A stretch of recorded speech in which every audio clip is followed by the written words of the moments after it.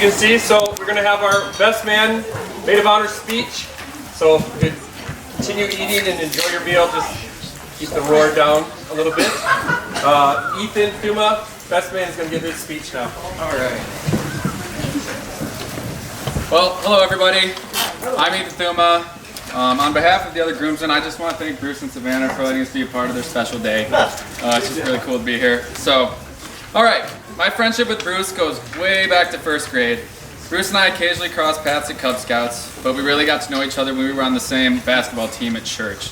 And it's an honor to say that I played a part in Bruce's long and successful basketball career. There's a reason he stuck to running.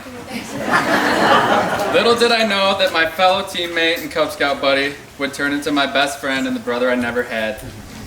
Our friendship grew quickly once the Baker family started attending our church. Although my motives sound a bit off, I always looked forward to youth group and vacation Bible school and mission trips because I knew Bruce would be there.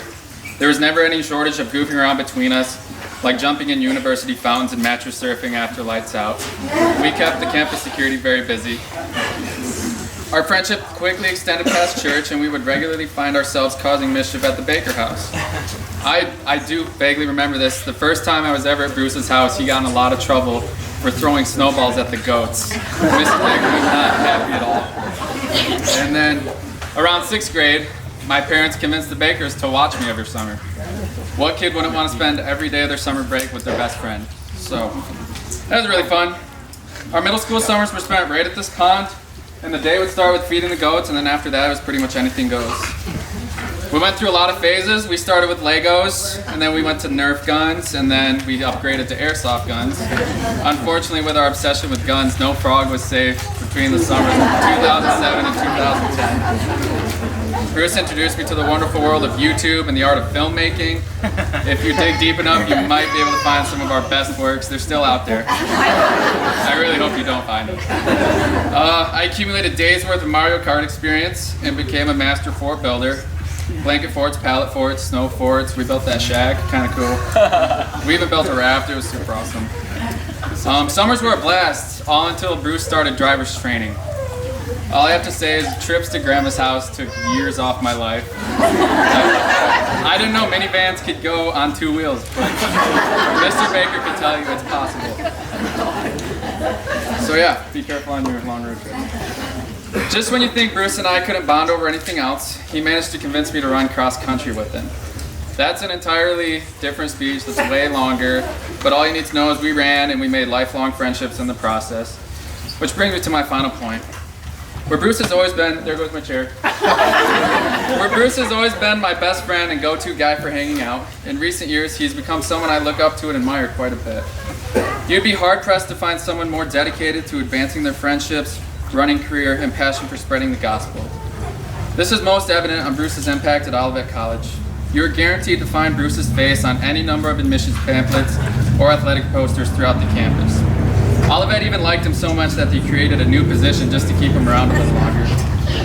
The point I'm trying to make is Bruce has made an impact on the lives of many through his dedication to athletics and involvement with ministries such as City on a Hill Church. You have impacted a lot of lives, Bruce. Bruce's passion for serving ultimately led him to meeting Savannah at Camp Barrakill. It's a beautiful thing to see two people united by their love for Christ and each other. Savannah, I can count on one hand the number of times we've hung out, and I'm sorry for that, but for what I could tell, you're a great girl, and I'm so glad you're here. I look forward to getting to know you better in the future years. So, will everyone please join me and raise a glass to Bruce and Savannah? Mine's empty. Well, we can't wait to see what the future holds for the two of you. So congratulations, you guys. All right.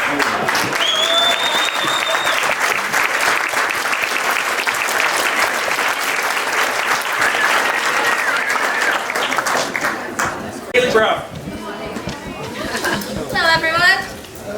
Let me know if you can't hear me, because I have a tendency to get quieter. So, first, again, I want to thank the Bakers for hosting us. There's a lot of people, as you can tell, who love both Bruce and Savannah, and excited to see them start their life together.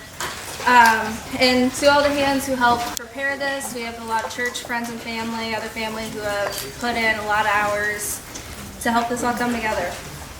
So, it's an honor and a privilege to stand with Savannah and Bruce today. those of you might be less familiar with, I'm her older sister. So thus I've known her for her whole life. I was so young when she was born, I don't remember a time that she wasn't in my life. And she was my first friend and confidant in many aspects. There have been many late-ish night conversations over anything and nothing that I cherish. Initially, this was made easy by sharing a room together, to which I give her props because our definition of organization, two very different things. So, we've had a lot of fun memories and experiences over the years. Learning euchre in Canada, which for us was probably one of the biggest rites of passage we had. There were times we went for a walk listening to Michael W. Smith's Sky Spills Over, only for this guy to get in on the act and completely try and wash us away. Jamming out to whatever Broadway we were currently listening to at the time, and finding the perfect Disney, Odyssey, VeggieTales, or Studio C quote for the occasion. So, one other fun memory was she's been through a lot with our sisters, spontaneously trying to trust fall right after she hit her back. Thankfully, Ellie didn't commit fully, so there are no further injuries. In addition to my position as older sister, I've gotten to see Savannah grow in a way not many other people have. I watched her put her hand to work at home as our siblings continued to come, and she became mom's second in command, running the household in the way that I could never hope to. So the whole family benefited when Savannah's talents for cooking and baking became readily apparent, rather apropos now that her last name is Baker. More than that, I was able to see her character grow and blossom. As many young girls, Savannah was shy, and we had many insecurities that we talked about over the years. Being more introverted made getting out and actually talking to people somewhat difficult. But as Christ became her focus, I was able to see Savannah's heart beat for those around her. When we started homeschooling, she went on a mission trip to Boston with open air campaigners. And there she had exposure to what the ministry does and to how to talk to people about Christ in a new way. When we got back, OAC has programs that they do in the public schools, and Savannah stepped up to that role senior year, and she spearheaded the introduction of a Bible discussion group into St. John's High School.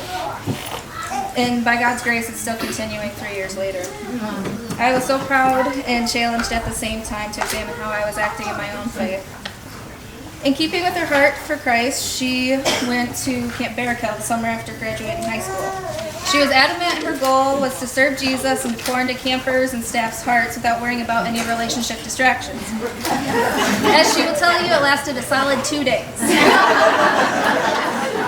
This young man caught her eye, especially when she heard how active he was in his church and worked to start a Bible study on Olivet campus. So the summer saga began. My family will tell you I'm a details person. Some people are content with the who and maybe the where, but I want who, where, when, why, and how. So later on when she would call mom and dad, I would try to be in the room just to see how she was doing. Not exactly if she realized I was privy to a lot of phone conversations. Sorry, not sorry. But I was able to listen and pray for her as she asked, is he nice or is he nice? The most important phone call I was able to listen into was one where she called mom and dad saying that this young man wanted to take a walk around the lake with her. Apparently in camp lingo that translates to, I like you and let's talk about it. As you can see, the interest is mutual. My siblings and I had the opportunity to meet Bruce soon after the summer ended, and he fit in well with our special brand of chaos. Bruce, it's been a blessing and an honor to get to know you and watch you interact with my sister. I'm thankful we didn't scare you off, especially as he had the opportunity to come out west for us for 2 weeks. His Boy Scout skills were very helpful when we had several mishaps along the way. We were all extremely impressed with your drive and how you decided to run in the Boston Marathon, placing the top 150s. Such example shows your dedication and motivation, and I know she'll be taken care of very well. But most importantly, we know you love Jesus, and that's the best gift you can give my sister. Savannah, your faith and graciousness have been examples for me, and I'll miss your calming presence in our home. I'm excited to see how God will continue to cultivate your gifts, and you and Bruce as you move forward complementing each other. So I'll leave you with this. To you, my dear sister, and my new big brother, I'm grateful God has given you each other. It's been an adventure to bring us here, and through it we have more family to hold dear. At the end of the era comes the start of a new, seeing the fruition of gifts God himself grew. There will be laughter and tears as years go by, times of abundance and seasons of dry, spells that can shake what's now being built, but you have a foundation and able to will. Winds and temptations will assail, but we have an anchor behind the veil. The Lord is faithful, he is strong, his purposes and plans are never wrong. Seek him first in all you do, let only his approval matter to you. He will see you through each day in need, when on his holy word you feed. Let others see you in his grace, as married now you leave this place. Congrats and love you.